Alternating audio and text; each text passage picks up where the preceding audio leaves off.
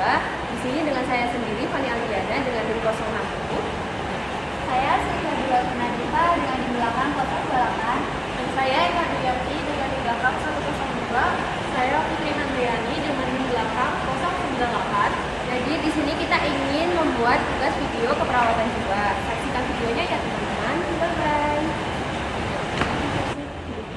Nah, untuk topik video kali ini, kelompok kita akan membahas mengenai dimensi respon.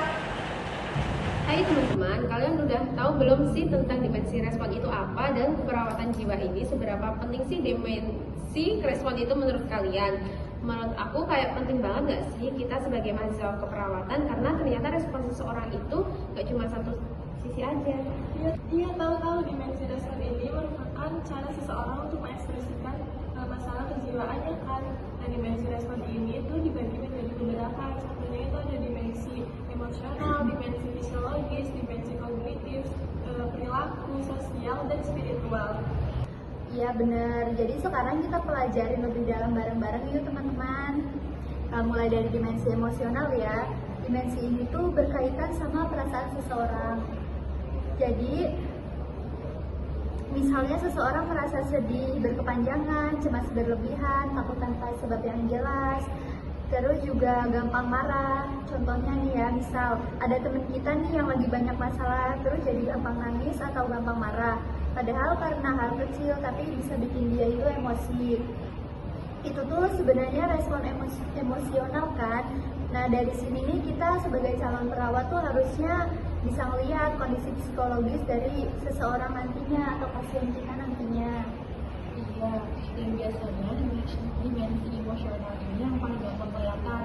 Tapi kadang seseorang nggak selalu bisa kan ngomongin perasaannya secara langsung.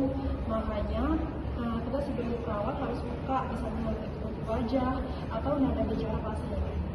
Betul, lanjut ke dimensi kognitif ini berhubungan sama cara berpikir pasien. Misalnya pasien jadi susah konsentrasi ataupun punya pikiran negatif terus. Contohnya ketika mereka gagal ujian, terus dia mikir aku bodoh, aku nggak bakal sukses, padahal kan belum tentu. Itu contoh pola pikir negatif nggak sih?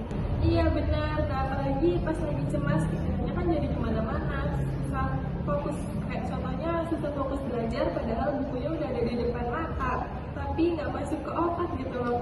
Nah lanjut, kalau misalkan dimensi fisiologis itu lebih ke respon tubuh nggak sih? Misalnya seseorang jadi susah tidur, nafsu makan menurun, atau cepat capek. Nah itu tuh biasanya banyak orang yang ngira kalau itu cuma dipengaruhi oleh kondisi fisiologis, padahal itu bisa banget dipengaruhi karena kondisi kejiwaan kita ya. Benar banget. Terus selanjutnya ada dimensi perilaku. Ini kelihatan dari tindakan seseorang sehari-hari. Misalnya seseorang itu menarik diri, terus sering mondar-mandir tanpa tujuan, ngomong sendiri, atau bahkan melakukan perilaku yang agresif. Dari sini kita bisa menilai tingkat keparahan masalah jiwa dari orang tersebut. Iya benar. Dan selanjutnya ada dimensi sosial. Seseorang dengan gangguan jiwa biasanya mengalami kesulitan dalam hubungan sosial. Bisa jadi mereka menghindari interaksi, merasa nggak diterima, atau kehilangan peran di keluarga dan juga masyarakat. Dimensi sosial ini penting banget nggak sih? Soalnya kan manusia itu makhluk sosial. Kalau hubungan sosialnya aja terganggu, apalagi kan kondisi jiwanya pasti bisa bikin makin memburuk. Iya betul, setuju. Lalu yang terakhir ya, ini ada dimensi spiritual. Ini berkaitan sama nilai, keyakinan, dan makna hidup seseorang. Ada seseorang yang kadang merasa putus asa atau merasa dihukum sama Tuhan, atau juga kehilangan harapan. Tetapi ada juga seseorang yang malah justru mendekatkan diri ke arah spiritual. Maka dari itu, perawat nggak boleh cuma fokus ke obat atau tindakan fisik aja. Kita harus lihat secara holistik dari semua dimensi respon tadi. Setuju, dengan memahami dimensi respon, perawat bisa memberikan asuhan keperawatan jiwa yang tepat nantinya. Jadi kesimpulannya, dimensi respon dalam keperawatan jiwa itu penting ya teman-teman, karena dapat membantu kita memahami kondisi pasien secara menyeluruh, bukan cuma dari satu aspek saja.